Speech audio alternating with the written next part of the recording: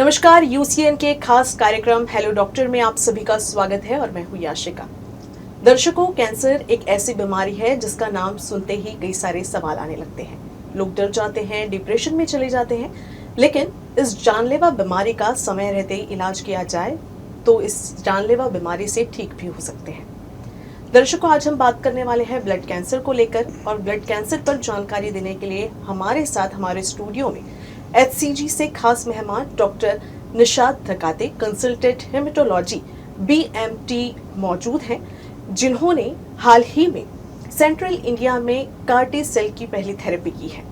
Sir, हमारे studio में आपका बहुत बहुत स्वागत है। नमस्ते सर, आज हम चर्चा करने वाले हैं ब्लड कैंसर को लेकर, और ब्लड कैंसर क्या है, किस तरीके से होता है, इस बारे में आप हमारे दर्शकों को क्या बताना चाहोगे? तो बहुत बहुत धन्यवाद मुझे यहाँ इनवाइट करने के लिए। ब्लड कैंसर ब्लड सेल्स का कैंसर होता है। ब्लड सेल्स अनियंत्रित बढ़ने लगते हैं, इससे ये कैंसर होता है। आमतौर पर ब्लड कैंसर WBCs यानी वाइट ब्लड सेल्स का कैंसर होता है। अपने शरीर में जो खून होता है उसमें 3 प्रकार के सेल्स होते हैं। वाइट ब्लड सेल्स, जिसको WBCs कहा जाता है, प्लेटलेट्स और RBCs, रेड ब्लड सेल्स। तो आमतौर पर ये जो ब्लड कैंसर हम लोग कहते हैं वो वाइट ब्लड सेल्स जो हमारे इम्यूनिटी के लिए रहते हैं उनका कैंसर होता है। सर, ये ब्लड कैंसर जो होता है उसके कई सारे टाइप होते हैं। ब्लड कैंसर्स के 3 मेन टाइप्स होते हैं, 3 मुख्य प्रकार होते हैं: ल्यूकीमिया, माइलोमा और लिम्फोमा। ल्यूकीमिया को फर्दर हम लोग डिवाइड करते हैं एक्यूट ल्यूकीमिया और क्रॉनिक ल्यूकीमिया। एक्यूट ल्यूकीमिया का मतलब है कि वो बहुत तेज़ी से बढ़ते हैं। उसमें 2 प्रकार होते हैं, एक्यूट लिम्फोब्लास्टिक ल्यूकीमिया और acute myeloid leukaemia. Chronic leukaemias ये कैंसर्स धीरे धीरे बढ़ने वाले कैंसर्स होते हैं, जो कभी कभी हमें इंसिडेंटल CBC या खून की जांच में पता चलते हैं। ये कैंसर्स को हम लोग फिर और 2 में डिवाइड करते हैं, क्रॉनिक लिम्फोसाइटिक ल्यूकीमिया और क्रॉनिक माइलॉइड ल्यूकीमिया। ल्यूकीमियास के अलावा लिम्फोमास को हम लोग डिवाइड करते हैं हॉजकिन्स लिम्फोमा और नॉन हॉजकिन्स लिम्फोमा, और फिर माइलोमास। ये 3 मेन मुख्य प्रकार के ब्लड कैंसर्स होते हैं। सर, इसके ब्लड कैंसर के लक्षण क्या होते हैं, यानी कैसे पता चलता है कि? ठीक है, तो पहले बात करेंगे ल्यूकीमियास की। हमने जैसे बात की एक्यूट ल्यूकीमियास के बारे में, ये तेज़ी से बढ़ने वाले कैंसर्स हैं। तो एक्यूट ल्यूकीमियास में खून की कमी होती है, जिसको हम लोग एनीमिया कहते हैं। ब्लीडिंग हो सकती है, जिसको रक्तस्राव कहते हैं। कहीं पे भी चोट लगने पर या अपने आप ब्लीडिंग हो सकती है। बुखार आता है और भूख कम होने लगती है, हीमोग्लोबिन कम होने लगता है, वजन कम होने लगता है और अत्यधिक पसीना आता है। तो ये ल्यूकीमियास के मेन लक्षण हैं। क्रॉनिक ल्यूकीमिया जैसे कि धीरे धीरे बढ़ने वाले कैंसर्स है, तो क्रॉनिक ल्यूकीमियास कभी कभी इंसिडेंटली खून की जांच में पता लगते हैं, या फिर धीरे धीरे पेट फूलने लगता है। हिपैटोस्प्लीनोमेगैली के कारण लीवर का साइज़ और स्प्लीन का साइज़ बढ़ने के कारण पेट धीरे धीरे फूलने लगता है और भूख कम हो जाती है। कभी कभी क्रॉनिक ल्यूकीमियास में गठाने आ सकती है, जिसके लिम्फ नोड्स की गठाने बोलते हैं। ये स्पेशली क्रॉनिक लिम्फोसिटिक ल्यूकीमिया में होता है। अब बात करते हैं लिम्फोमास की। लिम्फोमास लिम्फ नोड्स का कैंसर है। इसमें गले में, बगल में, जांघ में और गांठें आने लगती है। ये बड़ी बड़ी गांठें होती है और धीरे धीरे बढ़ती है। इसके अलावा लिम्फोमास में बुखार आना, रात में पसीना आना, अत्यधिक पसीना आना, जिससे बेडशीट वगैरह गीली हो सकती है, और वजन कम होना, ये इसको हम लोग B सिम्टम्स कहते हैं। तो लिम्फोमास के ये मुख्य लक्षण है, गठाने आना और बुखार आना। अब बात करेंगे माइलोमा के बारे में। माइलोमा एक प्लाज्मा सेल का कैंसर है। प्लाज्मा सेल एक अपने बॉडी में WBCs का प्रकार है, जो अपने इम्यूनोग्लोबुलिन्स या एंटीबॉडीज़ बनाता है। प्लाज्मा सेल्स या मल्टीपल माइलोमा का कैंसर होने के कारण हड्डियाँ काफ़ी गल जाती है, हड्डियों में फ्रैक्चर हो सकता है, हड्डियों में दर्द हो सकता है। और माइलोमास की एक स्पेसिफिक सिम्टम ये है कि यूजुअली माइलोमास में किडनी फेल होने के कारण पेशाब कम हो जाती है, भूख लगना कम हो जाती है, और हीमोग्लोबिन कम होने के कारण अत्यधिक थकान लगती है। सर, ब्लड कैंसर में शुरुआती जांच और निदान कितना ज़रूरी है, और इसको लेकर किस तरह से जागरूकता की जानी चाहिए? तो ये बहुत ही महत्वपूर्ण सवाल है। देखो, blood cancers blood, bone marrow, lymphatic system और लिम्फ नोड्स का कैंसर्स होते हैं। तो यूजुअली ब्लड कैंसर्स हम लोग ब्लड या बोन मैरो की जांच में इसका निदान होता है।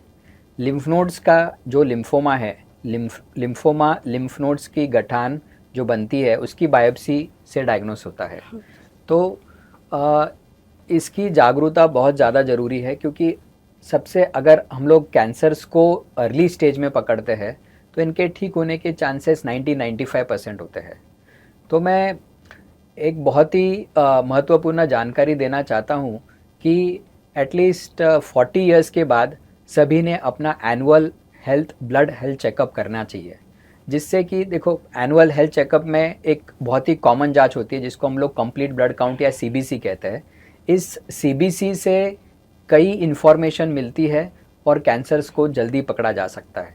इसीलिए 40 के बाद एक एनुअल हेल्थ चेकअप करना बहुत ही ज़्यादा ज़रूरी है। वर्तमान परिस्थिति में ब्लड कैंसर को लेकर कौन कौन से उपचार उपलब्ध है? हाँ, तो देखिए सन 2000 के पहले हम लोग ब्लड कैंसर्स का इलाज सिर्फ कीमोथेरेपी से करते थे, बट सन 2000 के बाद targeted therapies, immunotherapy, monoclonal antibodies, bispecific antibodies, bone marrow transplant और कार टी सेल थेरेपी इतने एडवांसेस हुए हैं ब्लड कैंसर के ट्रीटमेंट में कि मल्टीपल मोडालिटीज़ ऑफ ट्रीटमेंट अभी अवेलेबल है, जिससे ब्लड कैंसर पे आसानी से जीत पाई जा सकती है। सर, जब आप जिक्र कीमोथेरेपी का हुआ है तो एक क्वेश्चन करना चाहूँगी, कीमोथेरेपी के बिना कैंसर का इलाज संभव है क्या? तो यही बात मैं कह रहा था कि 2000 के पहले CML क्रॉनिक माइलॉइड ल्यूकीमिया ये एक जानलेवा बीमारी थी। इसके लिए हमारे पास सिर्फ कीमोथेरेपी का इलाज पॉसिबल था, बट 2000 के बाद अभी 25 साल हो गए हम लोग इस बीमारी में क्रॉनिक माइलॉइड ल्यूकीमिया में कीमोथेरेपी का यूज़ नहीं करते हैं।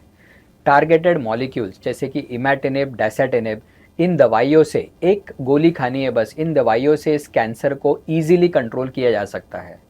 तो 2000 के बाद इतने एडवांसेस हुए हैं immunotherapy, targeted molecules, monoclonal antibodies कि हम लोग कैंसर को बहुत आसानी से कंट्रोल कर सकते हैं। और अभी तो हम लोग कंट्रोल ही नहीं, chronic myeloid leukaemia, chronic lymphocytic leukaemia, इनमें हम लोग क्योर के बारे में डिस्कस किया जाता है कि हम लोग एक स्टेज आएगा कि हम ये क्रॉनिक बीमारियों को, जिसको हमने अभी डायबिटीज़, हाइपरटेंशन में कन्वर्ट कर दिया है, इसको हम लोग एक टाइम क्योर कर सकते हैं। तो टारगेटेड थेरेपीज़ अभी सारी ब्लड कैंसर्स में एक रेवोल्यूशन की तरह इस पे रिसर्च चल रहा है। पिछले 25 साल में हम लोग मोनोक्लोनल एंटीबॉडीज़, इम्यूनोथेरेपी, ये सब मॉलिक्यूल्स आने की वजह से बहुत ज़्यादा efficacy but less side effects, मतलब हमारा रिस्पॉन्स रेट बहुत ज़्यादा है और साइड इफ़ेक्ट्स बहुत कम है। तो ये सब एडवांसेस के कारण अभी ब्लड कैंसर का इलाज बहुत ही आसान हो चुका है। सर, सेंट्रल इंडिया में कार टी थेरेपी करने वाले आप पहले डॉक्टर हैं, तो ये थेरेपी के बारे में आप क्या बताना चाहोगे? ये थेरेपी कुछ वर्षों से काफ़ी चर्चा में रही है। ये बहुत अच्छा सवाल है। कार टी सेल थेरेपी के बारे में जागरूकता फैलाना भी बहुत ज़रूरी है।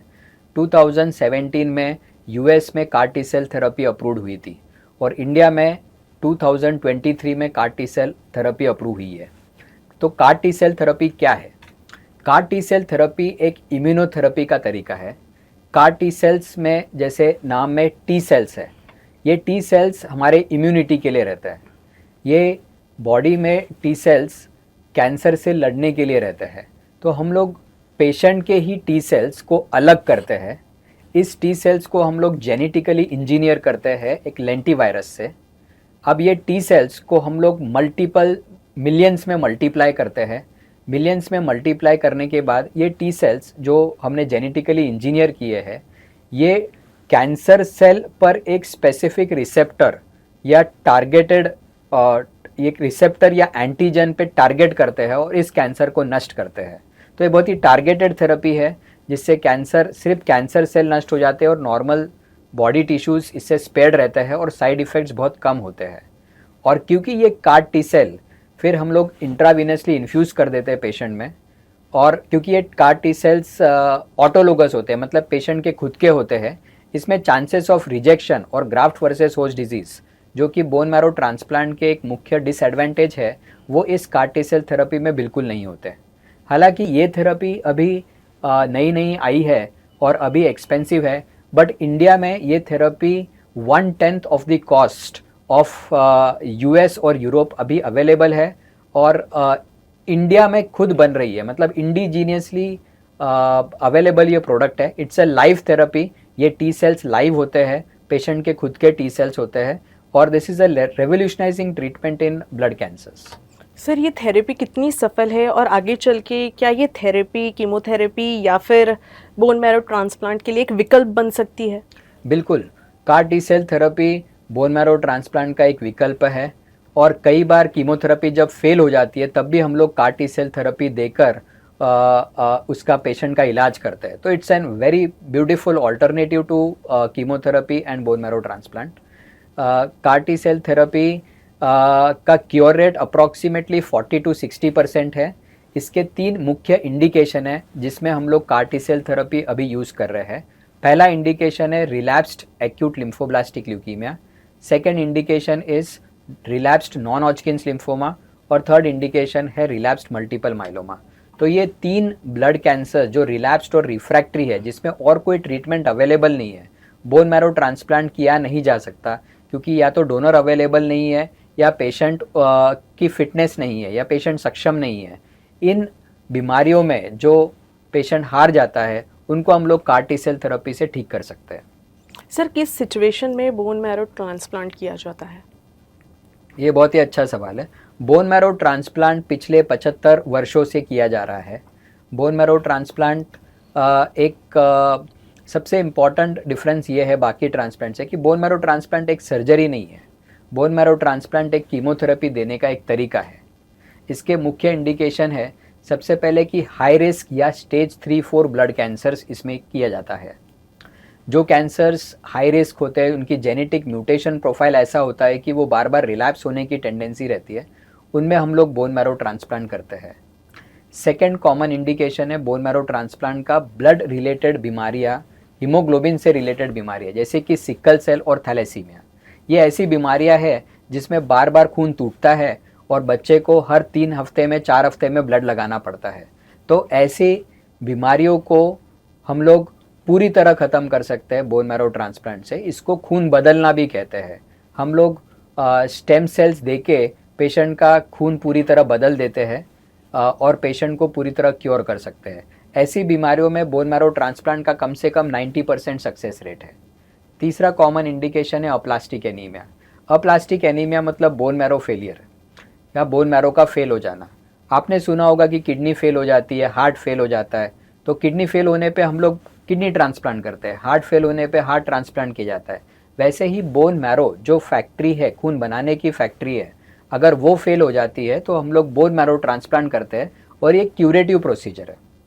इसके अलावा इम्यूनो डेफिशिएंसी डिसऑर्डर्स, मतलब कि जिनकी इम्यूनिटी कम है, ऐसे बच्चों को बार बार इन्फेक्शन या संक्रमण होने का रिस्क रहता है, जो एक लाइफ थ्रेटनिंग बीमारी है। इम्यूनो डेफिशिएंसी डिसऑर्डर्स में भी बोन मैरो ट्रांसप्लांट बहुत ही ब्यूटीफुली काम करता है, और इसमें भी अबाउट 90% सक्सेस रेट है। लास्ट इंडिकेशन है रिलैप्स्ड लिम्फोमास और मल्टीपल माइलोमा और माइलोडिस्प्लास्टिक सिंड्रोम्स। ये कुछ ब्लड कैंसर्स है जिनमें बोन मैरो ट्रांसप्लांट करके हम इस बीमारी को ख़त्म कर सकते हैं। पर इस जोखिम को लेकर कई दफ़ा घर वाले काफ़ी चिंतित होते हैं कि क्या इससे रिकवरी हो पाएगी या नहीं हो पाएगी, क्या बताना चाहोगे सर? बिल्कुल, तो देखिए, बोन मैरो ट्रांसप्लांट एक लाइफ सेविंग और क्यूरेटिव प्रोसीजर है, ठीक है। तो ये ऐसी बीमारियों में किया जाता है जिनके लिए हमारे पास कोई विकल्प नहीं है और कोई थेरेपी पॉसिबल नहीं है, बट यही एक थेरेपी है।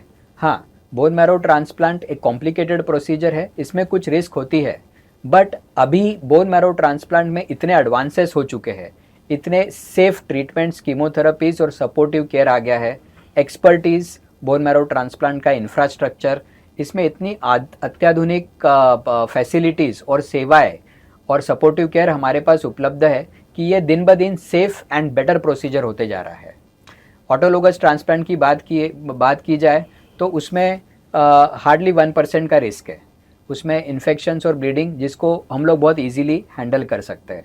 एलोजेनिक बोन मैरो ट्रांसप्लांट, इसमें भी इतने एडवांसेस हो चुके हैं कि ये भी दिन ब दिन सेफ प्रोसीजर होते जा रहा है।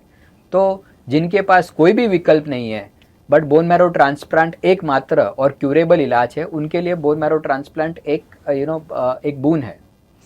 बोन मैरो ट्रांसप्लांट के पहले किस तरह की तैयारी की जाती है और उसके बाद में किस तरह की देखभाल की जानी चाहिए मरीज की? ओके, तो बोन मैरो ट्रांसप्लांट के लिए लेने के पहले हम लोग एक प्री ट्रांसप्लांट वर्कअप करते हैं, मतलब एक फिटनेस देखा जाता है कि बीमारी कंट्रोल में है कि नहीं है, कैंसर कंट्रोल में है कि नहीं है। इसके अलावा हार्ट, लंग्स, किडनी और लीवर, इनका फंक्शन देखा जाता है। एक बोन मैरो का फंक्शन किया जाता है। कभी कभी जैसे ब्लड कैंसर्स में हम लोग करते हैं तो पेट स्कैन या बोन मैरो की जांच करके पेशेंट की एक फिटनेस देखी जाती है कि पेशेंट ये ट्रांसप्लांट के लिए कितना सेफ, कितना तैयार है और कितना प्रोसीजर कितना सेफ हो सकता है। ये ट्रांसप्लांट प्री ट्रांसप्लांट वर्कअप करने के बाद फिर पेशेंट की काउंसलिंग की जाती है। उनको ट्रांसप्लांट के बारे में डिटेल में बताया जाता है कि कौन क्या क्या स्टेप्स में ये हुआ जाएगा। पहले स्टेम सेल कलेक्शन होगा, डोनर की तैयारी होगी और फिर बाद में इंजेक्शन्स लगेंगे ताकि हम लोग स्टेम सेल्स को कलेक्ट कर सके। फिर पेशेंट को पूरे स्टेप समझाए जाते हैं कि कीमोथेरेपी लगने के बाद इंट्रावीनसली बोन मैरो या स्टेम सेल्स उनको दिए जाएंगे और उसके बाद एक पीरियड आएगा जिसमें 10 से 15 दिन का न्यूट्रोपीनिया हो सकता है। उसमें इन्फेक्शंस और ब्लीडिंग की रिस्क होती है, तो एंटीबायोटिक्स और प्लेटलेट्स का इस्तेमाल हम लोग करेंगे। पेशेंट को एक बोन मैरो ट्रांसप्लांट रूम में रखा जाता है। तो ये सब काउंसलिंग और प्री ट्रांसप्लांट वर्कअप के बाद फिर हम लोग पेशेंट को ट्रांसप्लांट के लिए लेते हैं। समय के साथ साथ कैंसर के इलाज में बदलाव होते जा रहे हैं, नई नई तकनीक जुड़ती जा रही है, उसके अनुरूप इलाज किए जा रहे हैं। आज से 5 और 10 साल बाद ब्लड कैंसर का इलाज किस दिशा में जाता हुआ आपको नज़र आ रहा है? बिल्कुल, देखिए जैसे मैंने बताया कि सन 2000 के पहले हमारे पास सिर्फ कीमोथेरेपीज अवेलेबल थी। 2000 के बाद हमारे पास टारगेटेड मॉलिक्यूल्स आ गए हैं जिससे हम लोग CML और CLL जैसे धीमी गति वाले ब्लड कैंसर्स है, इनको हमने डायबिटीज़ ब्लड प्रेशर की तरह कन्वर्ट कर दिया है। हम सिर्फ इनको एक गोली देते हैं खाने के लिए, दिन में एक गोली खाना है और बस उनका कैंसर कंट्रोल में रहता है और उनको एडमिशन्स की भी ज़रूरत नहीं पड़ती, हॉस्पिटलाइजेशन की ज़रूरत नहीं पड़ती, बार बार फॉलोअप की ज़रूरत नहीं है। हम इनको 1 से 3 महीने के अंतराल में बुलाते हैं। तो हमने ब्लड कैंसर्स में अभी इतने एडवांसेस हो चुके हैं कि हमने इनको जो धीमी गति वाले ब्लड कैंसर्स है उनको तो एकदम सेफ और क्यूरेबल कर दिया है, जैसे वो डायबिटीज़ ब्लड प्रेशर जैसे हो गए हैं कि बस एक गोली खाना और रहना है। इसके अलावा जो तेज गति वाले ब्लड कैंसर्स है जैसे एक्यूट ल्यूकीमियाज है, हाई रिस्क लिम्फोमाज है, उसमें जैसे कि मैंने बताया मोनोक्लोनल एंटीबॉडीज़, बाइस्पेसिफिक एंटीबॉडीज़ आ गए हैं। CAR T सेल थेरेपी और ट्रांसप्लांट में इतने एडवांसेस हो चुके हैं कि मैं देख रहा हूँ कि अगले 10 से 20 वर्षों में बोन मैरो ट्रांसप्लांट का ट्रीटमेंट कम्प्लीटली रेवोल्यूशनाइज हो जाएगा। अत्यधिक फैसिलिटीज़ अवेलेबल हो जाएगी जिसमें ट्रीटमेंट की सेफ्टी सबसे ज़्यादा इम्प्रूव होगी, एफिकेसी बढ़ जाएगी और सेफ्टी बहुत कम हो जाएगी। एफिकेसी बढ़ जाएगी और साइड इफ़ेक्ट्स बहुत कम हो जाएंगे। तो ये आगे हम लोग देख रहे हैं। सर, जैसे कि हम ब्रेस्ट कैंसर की बात करें तो ब्रेस्ट कैंसर में सेल्फ एनालिसिस कर सकते हैं, वैसे ही ब्लड कैंसर को लेकर सेल्फ एनालिसिस कैसे किया जा सकता है? बिल्कुल, ब्लड कैंसर्स में देखिए जैसे मैंने एक पहले भी बताया कि 40 इयर्स के बाद हम लोग क्या कर सकते हैं, एक एनुअल हेल्थ स्क्रीनिंग कर सकते हैं जिसमें सबसे कॉमन जांच है कंप्लीट ब्लड काउंट और बाकी किडनी फंक्शन, लीवर फंक्शन होता है। तो इससे हम लोग एटलीस्ट एनुअल हेल्थ स्क्रीनिंग करके अर्ली स्टेज में कुछ ब्लड कैंसर्स को पकड़ सकते हैं। सर, सबसे पहले कैंसर के बारे में पता चले तो कोई भी डिप्रेशन में चले जाएगा। मेरा बहुत ही कॉमन क्वेश्चन है, अगर किसी पता चला कि किसी को कैंसर है तो उन्होंने सबसे पहले क्या करना चाहिए? ठीक है, देखिए कैंसर एक बार पता करने के बाद सबसे इम्पॉर्टेंट है कि एक कैंसर स्पेशलिस्ट से संपर्क करना चाहिए। कैंसर स्पेशलिस्ट से संपर्क करने के बाद देखिए हर कैंसर अलग अलग होता है। हाँ। हर कैंसर का इलाज भी अलग होता है, स्टेजेस अलग होते हैं। ब्लड कैंसर्स में स्टेज 3-4 भी क्यूरेबल होते हैं। तो कैंसर से डरने की ज़रूरत नहीं है। आप अपने स्पेशलिस्ट से मिलिए, उनसे डिस्कस कीजिए, स्टेजिंग करेंगे हम लोग।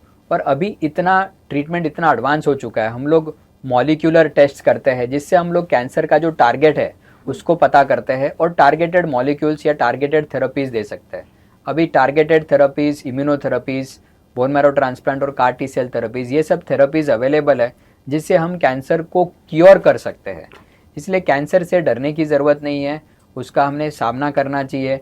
स्पेशलिस्ट से मिलके जल्द से जल्द निदान करके ट्रीटमेंट जल्दी शुरू करनी चाहिए। सर, हमारे उन दर्शकों को क्या मैसेज देना चाहोगे जो वर्तमान में ब्लड कैंसर से गुजर रहे हैं? बिल्कुल। देखिए, ब्लड कैंसर में स्टेज 3 और स्टेज 4 ब्लड कैंसर्स भी क्यूरेबल होते हैं। स्टेज 1-2 को तो हम लोग 90% सर्वाइवल बताते हैं। तो ब्लड कैंसर्स के मरीजों को और उनके जो रिश्तेदार हैं उनको मैं यही संदेश देना चाहूँगा कि ब्लड कैंसर से डरने की ज़रूरत नहीं है। आपको तुरंत अपने ब्लड कैंसर स्पेशलिस्ट से संपर्क करना चाहिए, उनसे बीमारी को समझना चाहिए और इसका बहुत ही डट कर मुकाबला करना चाहिए। बहुत बहुत धन्यवाद सर, आपने अपना बहुमूल्य समय दिया। तो दर्शकों, समय रहते अगर कैंसर पर उपचार किया जाए तो इस जानलेवा बीमारी से बचा जा सकता है। आज के लिए बस इतना ही, फिर मिलेंगे नए एपिसोड के साथ। तब तक आप देखते रहिए UCN न्यूज़।